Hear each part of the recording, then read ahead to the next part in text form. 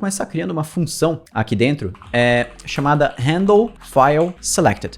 Essa função ela vai ser chamada quando o usuário adicionar algum vídeo nesse input file. Por isso aqui no input file eu venho e coloco um event listener, ou seja, boto onChange e passo a função. No React agora o que acontece é que toda vez que o valor desse input mudar, esta função aqui vai ser chamada automaticamente. E aí como é que eu faço para obter o vídeo, né, que foi selecionado aqui dentro dessa função?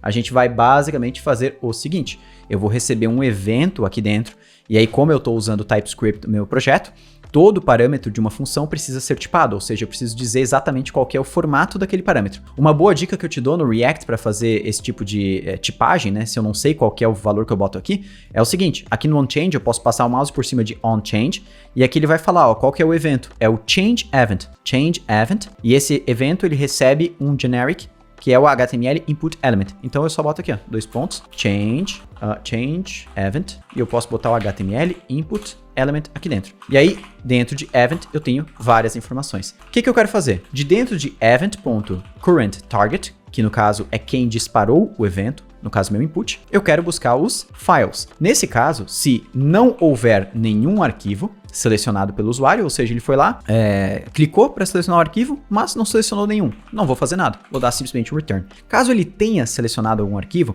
como eu não botei o multiple aqui, ó, dentro do meu input, ele só vai poder selecionar um único arquivo, certo? Porém, o files aqui ele sempre vai ser um array. Então, como eu só posso selecionar um arquivo, eu vou pegar o primeiro arquivo. Então, faço dessa forma aqui. Selected file igual a files na primeira posição. Poderia ser o files at 0, ou melhor, aqui acho que poderia ser o file item 0 também. Então, daria na mesma. Mas aqui eu vou usar assim. E aí, agora, o que eu vou fazer? Eu vou criar um estado no React. E como que a gente faz para criar um estado? Usando o useState. Vou começar ele como nulo. E dentro desse estado aqui, é onde eu vou armazenar o vídeo selecionado pelo usuário. Se você ainda não sabe o que é um estado no React, estado no React é toda aquela variável que eu quero monitorar a troca de valor dela. Ou seja, se eu estou criando uma variável, com base nessa variável eu quero mudar alguma coisa na minha interface, isso precisa ser um estado, e não uma variável tradicional do JavaScript. Ou seja, o que acontece aqui?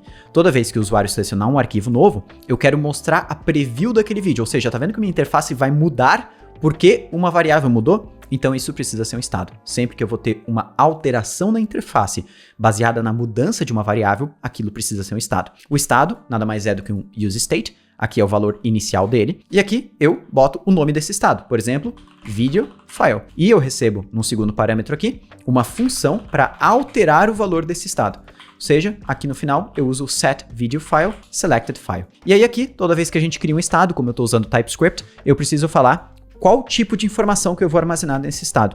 Então eu passo um generic aqui, que é o sinal de menor e maior, e falo que aqui dentro desse estado vai ser armazenado ou um file ou nulo. Por quê? Nulo é no primeiro momento, quando nunca foi selecionado nenhum arquivo. Se foi selecionado um arquivo, ele vai armazenar um file, beleza? E agora com esse video file aqui em mãos, a gente já pode ir lá para baixo, aqui dentro da nossa label, que é onde está escrito selecione um vídeo. E olha agora o que eu vou fazer. Eu vou retirar esse selecione um vídeo e esse file vídeo daqui de dentro com Ctrl X para cortar, né? Não é para remover simplesmente. E eu vou fazer o seguinte: caso eu tenha um arquivo, ou seja, caso o video file esteja presente aqui dentro, eu vou mostrar aqui dentro, ó, simplesmente, olha só, oi. Se não, eu quero mostrar aquilo que já tinha aqui dentro. Então, como tinha mais de uma linha, eu boto parênteses por volta e colo aqui as duas linhas. Aqui ele vai dar erro por quê? No React, eu nunca posso ter dois elementos assim, ó, esse e esse, sem ter um elemento por volta deles, quando eu faço algum tipo de print na tela, né? Por mais que tenha o label, cada vez que eu boto um parênteses aqui, é como se fosse um outro contexto aqui para o React. Então, eu posso jogar uma div por volta deles, ó, e aí já vai parar de dar erro, ó, tá vendo? Parou de dar erro. Só que o problema é que a div, ela vai atrapalhar a minha estilização. Porque a div aqui, eu teria que botar estilos aqui para botar esse elemento um abaixo do outro e tudo mais. Então no React tem um hackzinho que a gente chama de fragment. O fragment nada mais é do que uma tag HTML que não tem conteúdo, ó. Ela é só isso aqui, ó. Um sinal de menor e maior e um sinal de menor e maior com barra dentro. É como se fosse uma div, só que na hora que isso aqui vai ser transformado em HTML, isso aqui não produz nada, digamos assim, na interface. Ele só serve para a gente encapsular dois elementos, né, sem dar erro no React. Salvo isso aqui agora, volto, venho aqui no Arc. E agora olha só, quando eu venho aqui, seleciono algum vídeo, então deixa eu pegar algum vídeo aqui. Deixa eu pegar aqui, Node tô gravando os vídeos aqui. Vamos pegar esse vídeo aqui. Criando projeto com módulo serviço controllers. Dá um open. Ó, veja que ele aparece oi. Tá vendo? Porque eu selecionei o vídeo. Então, se o vídeo existe, aparece oi.